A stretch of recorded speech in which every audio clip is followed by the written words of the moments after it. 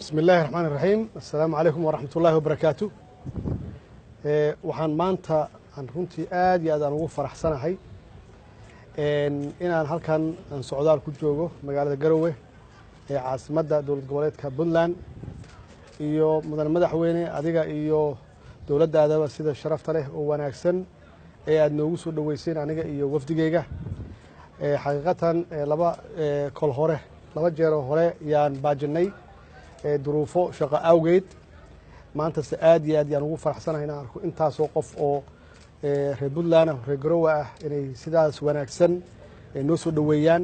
oo ay jidadka taagnaadaan oo calama qoyan ay noogu soo dhaweeyaan aad iyo aad yaan uga mahadcelinayaa aad iyo aadna waan ugu faraxsanahay halkan waxaan u imid inaan arko suu sheegay madaxweynaha xaaladda halkan ka jirta ee koow ka tahay inaan xoojino nabadda aan xoojino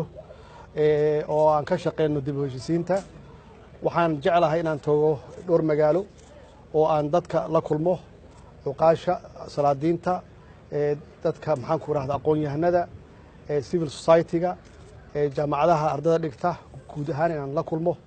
oo ay la wadaagaan iyaga naftigooda waxa meeshaan ka jira aniguna aan la wadaago taladeeda iyo waxa aan ku biirin karo insha allahna wax badan yaan isweydaarsanin hadduu ilaahay yiraahdo waxaan ku soo gabagabeynayaa runtii waa soo daahay reer Garowe reer Puntland raalli ahaadaan waa soo daahnay waxaan u soo daahnay wax kale ma ahayn duruuf shaqo awgeed insha allahna waa ku soo noqonaynaa aniga iyo dowladda federaalka insha allah hadduu ilaahay yiraahdo waa mahadsantihiin